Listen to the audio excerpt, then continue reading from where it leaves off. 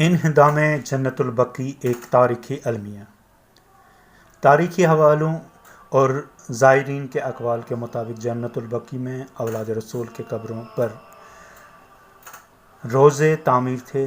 اس کے علاوہ شہزادی کونین حضرت جناب فاطمۃ الزہرا سلام اللہ علیہا کی یادگار بیت الحزن میں بھی تعمیرات تھیں۔ استعماری سازشوں کے نتیجے میں وجود میں آنے والی سعودی حکومت نے نظریات کے اتباع میں ان مقدس بارگاہوں کو منہدم کر دیا۔ قبرستان جنت البقیع مدینہ منورہ کی آبادی سے باہر مسجد نبوی کے مشرقی سمت میں واقع ہے۔ پہلے اس کے اطراف میں مکانات و باغات تھے۔ تیسری صدی میں جب مدینہ منورہ کی فصیل جو طرفہ دیوار تعمیر ہوئی تو یہ قبرستان اس سے ملا ہوا تھا۔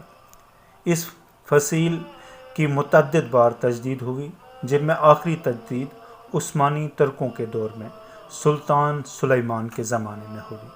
پھر اس ملک میں امن و امان قائم ہو جانے کے بعد اس فصیل کو منہدم کر دیا گیا۔ عصر حاضر میں شہر مدینہ کی توسیع بعد جنت البقیع میں شہر کے وسط میں قرار پایا گیا۔ مسجد نبوی صلی اللہ علیہ وآلہ وسلم اور جنت البقیع کے درمیان صرف ایک سڑک کا فاصلہ ہے۔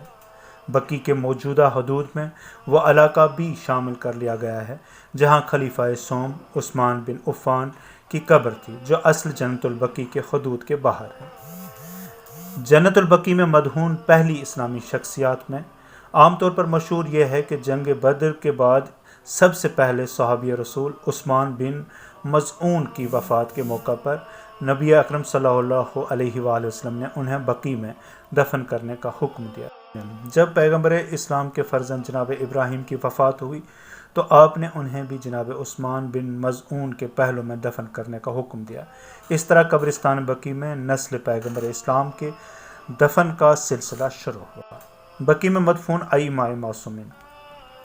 پیغمبر اسلام صلی اللہ علیہ وسلم کے 12 جانشینوں میں سے 4 معصوم یعنی امام حسن، امام زین العابدین، امام محمد باقر، امام جعفر صادق علیہ السلام کی قبریں جنت البقیع میں ہیں۔ ایک احتمال کے مطابق صدیقہ طاہرہ حضرت فاطمۃ الزہرا سلام اللہ علیہا کی قبر مطہر بھی اس قبرستان میں ہے۔ ان قبروں پر بنے ہوئے قبہائے مطہرہ کو آل سعود کے ظالم و جابر حکمرانوں نے منہدم کر دیا۔ عالم اسلام اس عظیم سانحہ پر سوگوار ہے۔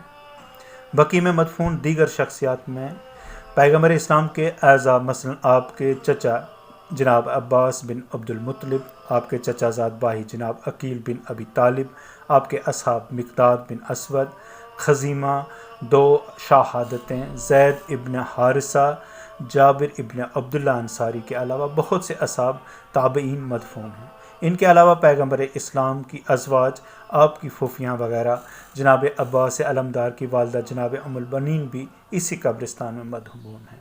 تاریخی حوالوں میں زائرین کے اقوال کے مطابق جنت البقیع اولاد رسول صلی اللہ علیہ وسلم کی قبروں پر قبر اور روضے تعمیر تھے۔ اس کے علاوہ شہزادی کونین حضرت فاطمۃ الزہرا سلام اللہ علیہا کی یادگار بیت الحزن بھی تعمیر تھا۔ استعماری سازشوں سعودی حکومت نے اپنے نظریات کے اتباع میں ان مقدس بارگاہوں کو منہدم کر دیا۔